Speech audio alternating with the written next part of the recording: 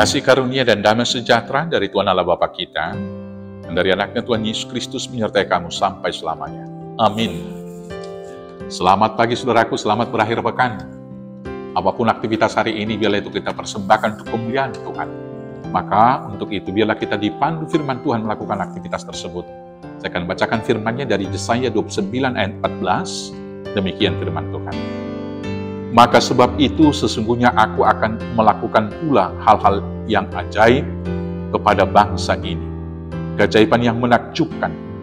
Hikmat orang-orang yang berhikmat akan hilang, dan kearifan orang-orangnya yang arif akan bersembunyi. Demikianlah firman Tuhan.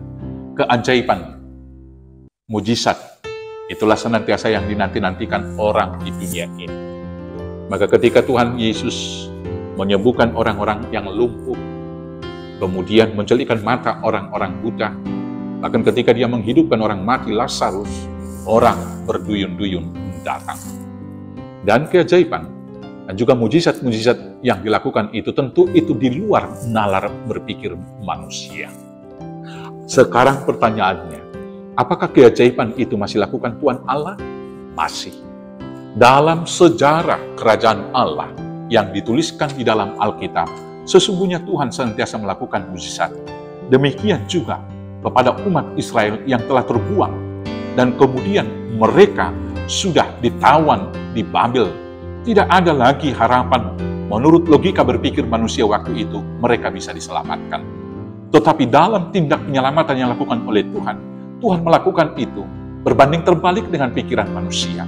Karena bahkan orang-orang yang tidak percaya dipakai oleh Tuhan menyelamatkan anak-anaknya, umatnya dari Babel.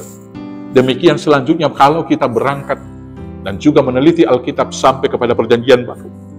Tuhan kemudian memanggil Maria, dan kemudian dari seorang anak darah lahir Yesus Kristus yang menyelamatkan umatnya.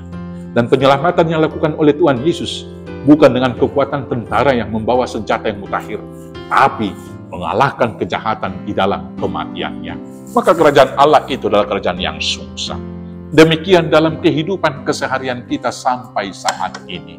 Kalau kita menghadapi problem, menghadapi persoalan, situasi yang sulit, sering sekali Allah menyelamatkan kita di luar nalar, di luar akal berpikir kita. Dan itu adalah keajaiban kalau kita coba analisa dengan pikiran kita. Tapi sering sekali kita melakukan pembenaran menurut pola pikir kita, tiap tindakan Tuhan yang mengatakan kebetulan. Misalnya ada seseorang di dalam kecelakaan, dia selamat, seorang anak-anak, sementara orang dewasa yang lainnya meninggal. Maka kita akan membuat pembenaran dengan mengatakan, ketika kecelakaan itu, ketika tabrakan itu, kaca mobil depan sudah pecah dan terbuka. Si anak ini duduk, dan kemudian ketika terjadi benturan, dia terlempar. Dan ketika dia terlempar keluar, kebetulan dia jatuh ke dalam air, ada kubangan di sana, dan kemudian dia jatuh di lumpur, maka dia tidak apa-apa. Bapak, Ibu, Saudaraku, tidak ada kejadian yang terjadi begitu saja di luar pikiran, di luar pengetahuan oleh Allah. Allah yang bertindak menyelamatkan. Maka demikianlah dalam kehidupan kita saat ini, Bapak, Ibu, Saudaraku, Allah masih berkuasa melakukan mujizat dan keajaiban-keajaiban. Kalau Allah menyelamatkan umat Israel hingga sampai saat ini, Allah juga menyelamatkan setiap orang percaya dengan caranya. Maka ikuti dan percayalah pikiran Tuhan, maka kamu akan diselamatkan. Tuhan Yesus memberkati. Amin. Kita bersatu dalam doa.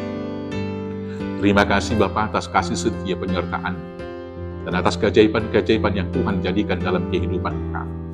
Ajar kami untuk mengerti Tuhan dan percaya, sehingga kami ikut juga merasakan keajaiban. Di dalam Yesus Kristus Tuhan Juru Selamat kami yang hidup. Amin. Selamat berakhir pekan. Selamat beraktivitas. Tuhan Yesus memberkati. Horas, horas, horas.